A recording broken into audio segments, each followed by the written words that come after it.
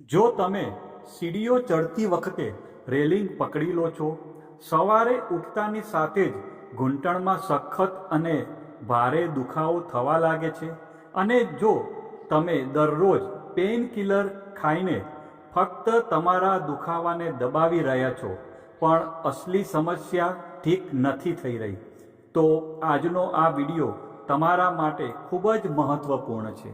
કારણ કે આજે હું તમને એક એવી ખૂબ જ સરળ વસ્તુ વિશે જણાવવાનો છું જે જો યોગ્ય રીતે લેવામાં આવે તો એટલે કે આગામી 30 દિવસની અંદર તમે તમારા ઘૂંટણ અને પગમાં પોતે જાતે જ તમે તફાવત અનુભવી શકશો. જી હા મિત્રો, હું વાત કરી રહ્યો છું એક એવા natural, safe and science base એટલે કે વિજ્ઞાન આધારિત રીતની, જે તમારા હાડકાં, તમારા સાંધા અને સ્નાયુઓ ત્રણેય પર એક સાથે કામ કરે છે. જો તમે પણ નબળા પડતા હાડકાં અને સાંધાના દુખાવાથી પરેશાન છો, તો પહેલાં એ સમજવું જરૂરી છે કે તેની પાછળનું અસલી કારણ શું હોય છે. જુઓ, પહેલું કારણ છે ખોટો ખાનપાન.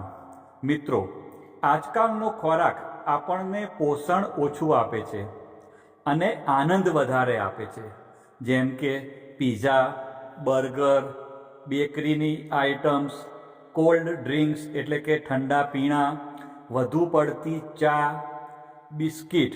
આ બધી વસ્તુઓ આપણા શરીરમાં સોજો વધારવાનું કામ કરે છે. ફક્ત આપણને ટેસ્ટ આપે છે, પરંતુ અંદરથી પોષણ મળતું નથી.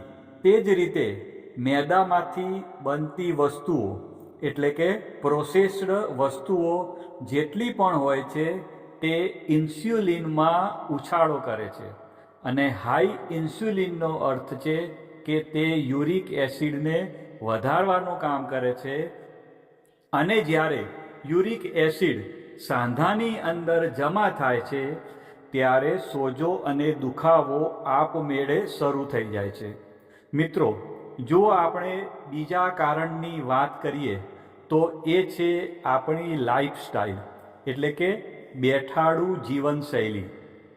જી હા, આપણામાંથી મોટા ભાગના લોકો સવારથી સાંજ સુધી ઓફિસમાં ખુરશી પર બેસી રહે છે, એક જ જગ્યાએ બેસીને કામ કરે છે. સાંજે ઘરે આવ્યા પછી સોફા ઉપર બેસી જાય છે અને ટીવી જોવા લાગે છે, અને રાત્રે જમ્યા પછી સીધા જ પથારીમાં જઈને સૂઈ જાય છે. એટલે કે જો આપણે ધ્યાનથી જોઈએ તો આપણા જીવનમાં ચાલવાનું બિલકુલ ઓછું થઈ ગયું છે, અને જો વાત કરીએ તો લગભગ નહિવત થઈ ગયું છે. એનાથી આપણા સ્નાયુઓ નબળા પડવા લાગે છે, અને જ્યારે સ્નાયુઓ મજબૂત નથી હોતા તો તેના કારણે શરીરનું આખું વજન સીધું જ આપણા ઘૂંટણ ઉપર આવી જાય છે. મિત્રો, જો ત્રીજા અને ખૂબ જ મહત્ત્વના કારણ વિશે આપણે વાત કરીએ તો એ છે કેલ્શિયમ અને વિટામિન ડીની ઉણપ.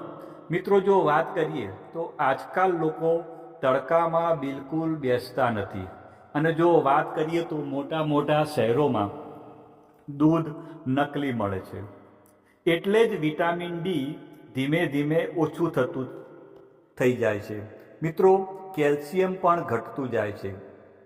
જ્યારે શરીરમાં કેલ્શિયમની ઉણપ થાય છે અને વિટામિન ડીની ઉણપ થઈ જાય છે, તો તેના કારણે તમે બધા જ જાણો છો કે આપણા હાડકાં અને સાંધા નબળા પડવા લાગે છે. અંદરથી તેમની ઘનતા એટલે કે ડેન્સિટી ઓછી થવા લાગે છે, અને જેનાથી દુખાવો શરૂ થઈ જાય છે. અને જો મિત્રો ચોથું કારણ વિશે વાત કરીએ તો સૌથી જોખમી કારણ છે, જેને કહેવાય છે ક્રોનિક ઇન્ફ્લેમેશન અને પેઇન કિલરનો દુરુપયોગ. મિત્રો, વાત કરીએ તો પેઇન કિલર ફક્ત દુખાવાનો સંકેત બંધ કરી દે છે, પરંતુ જે કારણથી તમારા શરીરમાં અંદર સોજો ચાલી રહ્યો છે અથવા દુખાવો થઈ રહ્યો છે તેને કોઈ રોકી શકતું નથી. ઉપરથી જો વધારે પડતી પેઇન કિલર ખાવામાં આવે તો કિડની, લીવર અને પેટ પર આડઅસર થાય છે. મિત્રો, આનાથી કામચલાઉ રીતે તો કદાચ તમને આરામ મળી જાય, પરંતુ સમસ્યા અંદરને અંદર જ વધતી જાય છે અને એક સમય આવે છે જ્યારે તમે ચાલવા ફરવા માટે પણ અસમર્થ બની જાઓ છો. મિત્રો, અત્યાર સુધી તમે જાણ્યું કે સાંધાનો દુખાવો અને હાડકાની નબળાઈનું અસલી કારણ શું હોય છે. મિત્રો, ચાલો હવે આપણે સોલ્યુશનની વાત કરીએ. અને જે સોલ્યુશન આજે હું તમને જણાવવાનો છું તે એક ખૂબ જ સરળ વસ્તુ છે, જેનું નામ છે મખાના. જી હા મિત્રો, મખાના તમારા હાડકાં, તમારા કાર્ટિલેજ અને સ્નાયુઓ ત્રણેયને આંતરિક રીતે સપોર્ટ કરે છે. મખાનામાં એવા મિનરલ્સ અને કમ્પાઉન્ડ્સ હોય છે જે બોન ડેન્સિટીને સપોર્ટ કરે છે, મસલ ક્રેમ્પ્સને ઓછા કરે છે અને શરીરની અંદર ચાલી રહેલા સોજાને કંટ્રોલ કરવામાં મદદ કરે છે. મિત્રો, એક મુઠ્ઠી મખાનામાં સારી એવી માત્રામાં કેલ્શિયમ હોય છે જે બોન ડેન્સિટીને સપોર્ટ કરે છે અને ઓસ્ટિયોપોરોસિસનું જોખમ પણ ઘટાડવાનું કામ કરે છે. આ સિવાય મખાનામાં મેગ્નેશિયમ પણ હોય છે. મિત્રો, મેગ્નેશિયમ તમે બધા જાણતા હશો કે આપણા સ્નાયુઓને રિલેક્સ કરે છે. આ આપણા નર્વસ સિગ્નલને પણ બેલેન્સ કરે છે અને જેનાથી ક્રેમ્પ્સનું જે જોખમ હોય છે તેમાં ફાયદો થાય છે. એટલે કે સ્નાયુઓમાં જે જકડાઈ જવાની સમસ્યા હોય તે ઓછી થવા લાગે છે. એટલે જે લોકો રાત્રે પગમાં જકડન કે ખેંચાણ અનુભવે છે તેમના માટે મખાના ખાવા ખૂબ જ ઉપયોગી છે, કારણ કે તેમાં મેગ્નેશિયમ ખૂબ સારી માત્રામાં છે. ત્રીજો પોઈન્ટ છે મિત્રો પ્રોટીન. મિત્રો, પ્રોટીન ડેમેજ ટિશ્યુના રિપેરમાં ઘણી મદદ કરે છે.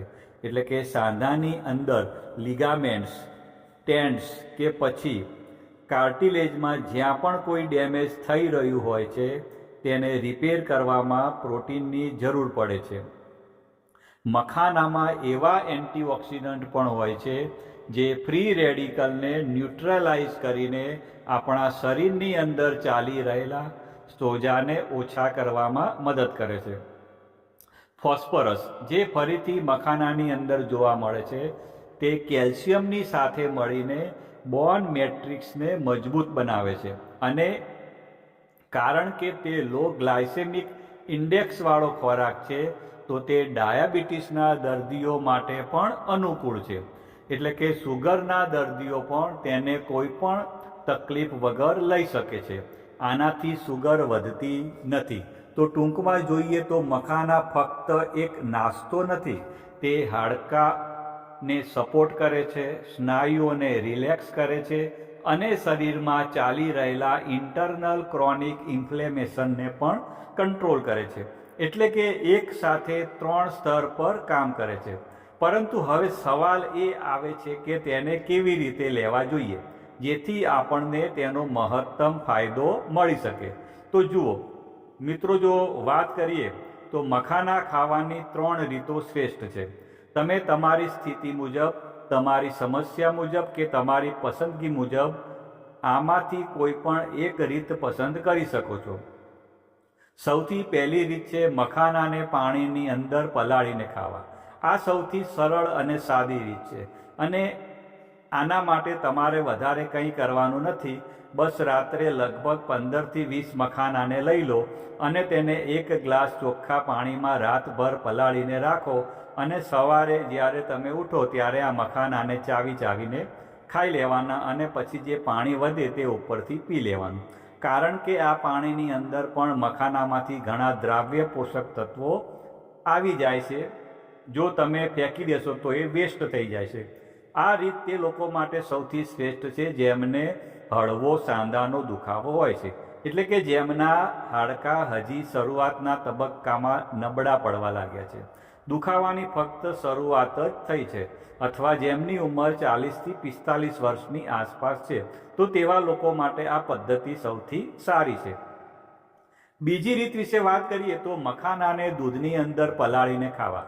જો તમારા હાડકાં વધારે નબળા છે, તમારી ઉંમર 50થી વધારે છે અથવા શરીરમાં કેલ્શિયમની ઉણપ વધારે થઈ રહી છે, તો આ રીત તમારા માટે વધુ અસરકારક સાબિત થઈ શકે. બસ 1 ગ્લાસ દૂધ લઈ લો, તેને સહેજ નવશેકું કરી લો. બહુ ગરમ નથી કરવાનું, બસ સહેજ નવશેકું થઈ જાય એટલે દૂધની અંદર તમે 15થી 20 મખાના નાખીને રાતભર પલાળી રાખો. આમાં 1 ચમચી મધ નાખી શકો છો જો તમને ડાયાબિટીસ ના હોય તો. બાકી ડાયાબિટીસ હોય તો મધ લેવાનું નથી. 4 થી 5 તાંતણા કેસરના નાખો અને સવારે ઉઠ્યા પછી ખાલી પેટે આ મખાનાને ચાવીને ખાઈ લો અને ઉપરથી દૂધ પી લો. આ કોમ્બિનેશન બોન ડેન્સિટીને વધુ મજબૂત સપોર્ટ આપે છે. ત્રીજી રીત તે લોકો માટે છે જેઓ સાંધાના ખૂબ જ દુખાવાથી પરેશાન છે, જેમનું યુરિક એસિડ વધેલું રહે છે, ઉંમર 55થી 60 વર્ષથી વધુ છે અથવા જેમની સાંધામાં જકડન ખૂબ વધી રહી છે. આના માટે તમારે બસ 15થી 20 મખાના, 5 બદામ, 2 અખરોટ અને 1 ચમચી અળસીના બીજ. રાત્રે સૂતા પહેલાં 5 બદામ, 2 અખરોટને થોડા પાણીમાં પલાળી દો. હવે સવારે ઉઠીને 1 ચમચી અળસીના બીજ લો અને તેને પહેલાં સહેજ થોડા ડ્રાય રોસ્ટ કરી લો, એટલે કે તવા પર આપણે શેકી લેવાના. પછી 1 ગ્લાસ ગરમ દૂધ લો, તેમાં 15 મખાના નાખો અને રાતભર પલાળેલા બદામની છાલ ઉતારીને અને પલાળેલા અખરોટ લઈને તેની બારીક પેસ્ટ બનાવી લો અને આ પેસ્ટને આ દૂધની અંદર નાખો અને સાથે જે અળસીના બીજ તમે શેક્યા હતા તેને બારીક પીસીને તે પણ દૂધમાં મિક્સ કરી લો. બદામમાં વિટામિન E હોય છે અને હેલ્ધી ફેટ્સ હોય છે. અખરોટની વાત કરીએ તો તે ઓમેગા-3 ફેટી એસિડનો સારો સ્ત્રોત છે જે એન્ટી ઇન્ફ્લેમેટરી તરીકે કામ કરે છે. અળસી સાંધાના સોજાને કંટ્રોલ કરે છે અને મખાના હાડકાની હેલ્થને સપોર્ટ કરે છે. એટલે કે આ એક સંપૂર્ણ જોઈન્ટ રિપેર બ્રેકફાસ્ટ બની જાય છે, જેનાથી હાડકાં અને સાંધામાં ઝડપથી તાકાત આવવા લાગે છે.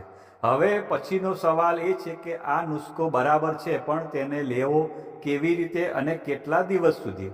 તો જુઓ, આને લેવાનો શ્રેષ્ઠ સમય સવારે ખાલી પેટે છે, પરંતુ જો તમે સવારે ન લઈ શકતા હો તો તમે ઈચ્છો તો સાંજે અથવા રાત્રે સૂતી વખતે પણ લઈ શકો છો. આને 30 દિવસ સુધી નિયમિત લો. આ કોઈ જાદુ નથી મિત્રો, એક ખૂબ જ સારું ન્યુટ્રિશનલ સપોર્ટ છે, એટલે તેને કન્સિસ્ટન્સી સાથે લેજો. નિયમિત લેશો ત્યારે જ તમને અસલી ફાયદો જોવા મળશે. એવું ન વિચારતા કે આજે લીધું અને બીજા દિવસથી દુખાવો મટી જશે. નિયમિત લેશો ત્યારે જ તમને તફાવત જોવા મળશે.